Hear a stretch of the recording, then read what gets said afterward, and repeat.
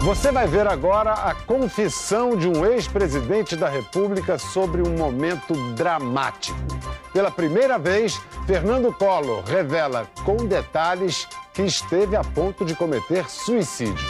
A série Dossiê Brasília expõe segredos que os ex-presidentes tiveram de guardar quando estavam no poder, mas hoje podem revelar ao Brasil. A reportagem é de Geneton Moraes Neto. Iniciamos hoje uma guerra. O mandato do presidente Em nome da do povo República. brasileiro, eu os convoco para mudar o Brasil.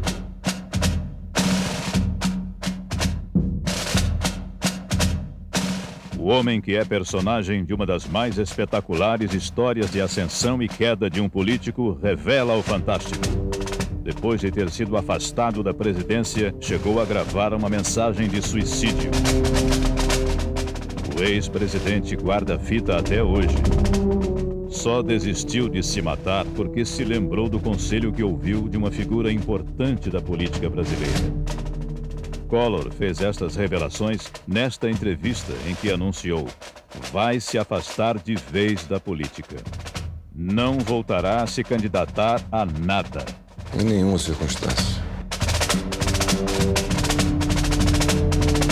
Por quê?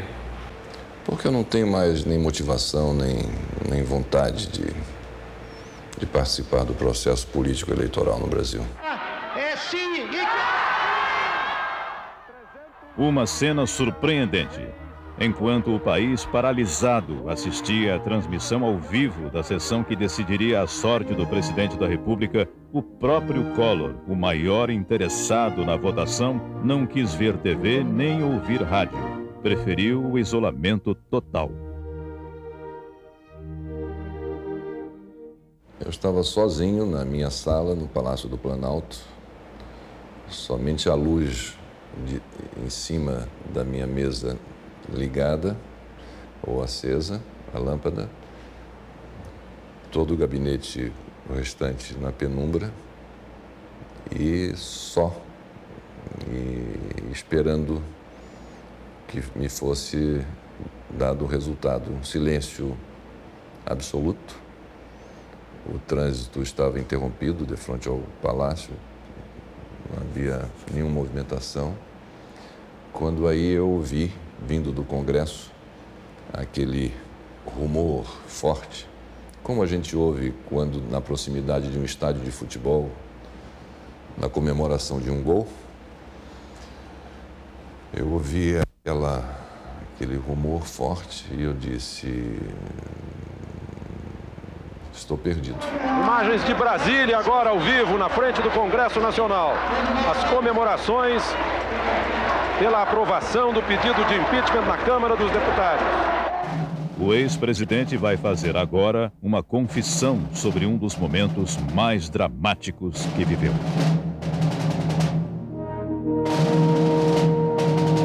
O senhor chegou a pensar em suicídio por ter sido afastado do poder?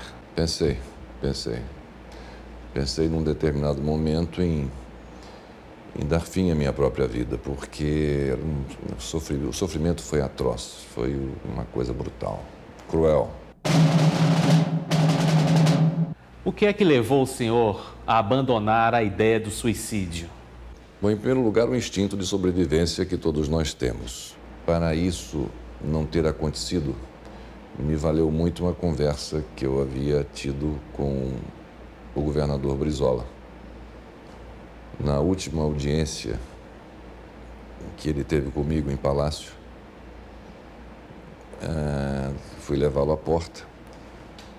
Ele saiu, tem a sala dos ajudantes de ordens, ele ali ficou conversando um pouquinho e disse: presidente, eu tinha mais uma coisa para lhe falar. Eu falei: vamos entrar, governador. Aí entrei, fechei a porta, vamos sentar. Ele disse: não, aqui mesmo na porta. Ele disse: olha, eu venho de longe, de muito longe, né? Com uma forma bem pausada com que ele falava. Eu venho de longe, de muito longe, já assisti muita coisa na política deste país e acompanhei de perto o sofrimento do Dr. Getúlio. Mas o Dr. Getúlio deu fim à sua própria vida. O que eu quero lhe pedir, não como político, não como governador, mas sim como cidadão Leonel Brizola, é que resista, presidente. lhe peço que resista. E nisso os olhos dele se marejaram de lágrimas e os meus também, nos abraçamos, e esse é um fato que, eu diria, me ajudou, né, a não cometer esse desatino. E nesse momento em que pensei nesse ato extremo, sempre me vinha à mente, me assomava as palavras do governador Brizola. Eu disse, eu falei com ele que iria resistir e vou resistir.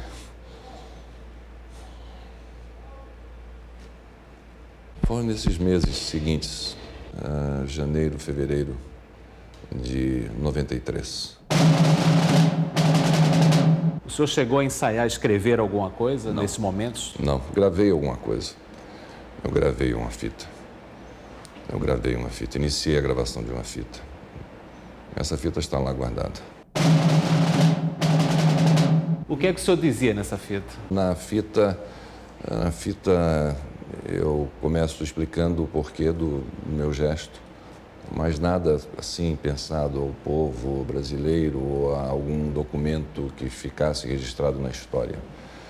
Contando mais uma coisa pessoal, uma coisa para a família, e dizendo dos motivos que me levavam àquilo e dizendo as coisas como eu gostaria que ficassem. Dizendo do meu testamento, essa coisa toda, de bens, coisas assim. Mas nada, não era um documento político, era um documento mais de cunho pessoal. Onde o senhor gravou essa fita? Na biblioteca da Casa da Dinda. Como foi feita essa gravação? Por mim mesmo, com um gravador daqueles antigos, tipo tijolão. Gravação em áudio somente. Bom, isso foi por volta de umas 3, 4 da tarde. Eu esperava... Nossa, essa é uma conversa tão triste, mas...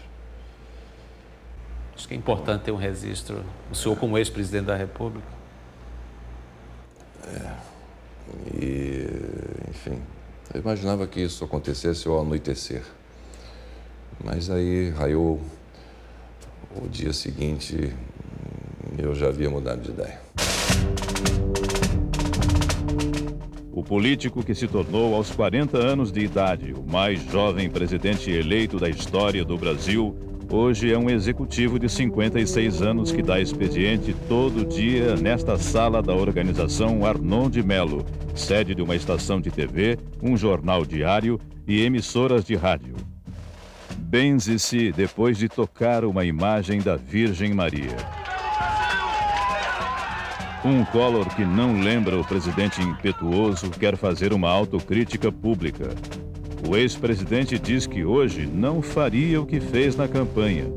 Usou na propaganda eleitoral um depoimento de uma ex-namorada do candidato do PT, Luiz Inácio Lula da Silva. Eu diria que não foi algo de bom gosto nem de bom tom, não é? Seria absolutamente desnecessária aquela utilização. E não o faria novamente. O senhor já disse que sofreu o processo de impeachment porque não era de frequentar churrasco em casa de deputados. O senhor acha que se tivesse cortejado o Congresso, teria escapado do processo? Sem dúvida nenhuma. O que é que leva o senhor a essa certeza? Eu não estou aqui querendo absolutamente criticar o Congresso, critico o meu posicionamento em relação ao Congresso.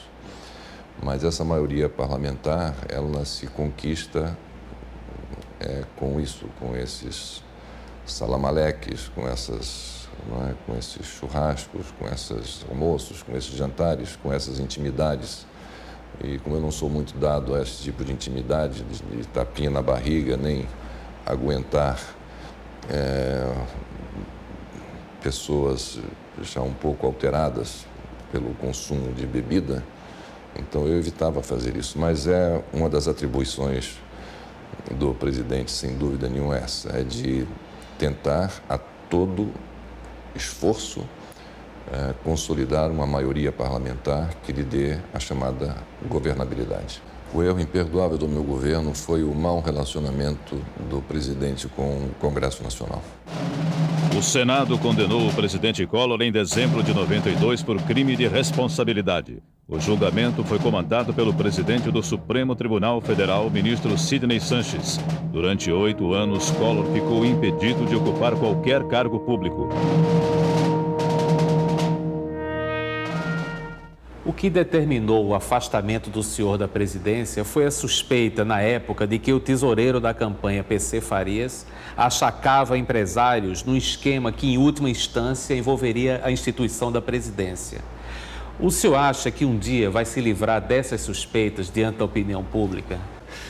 Bom, isso é uma brincadeira, né? Porque sobre isso já fui julgado, né? E já fui inocentado dessas acusações, né?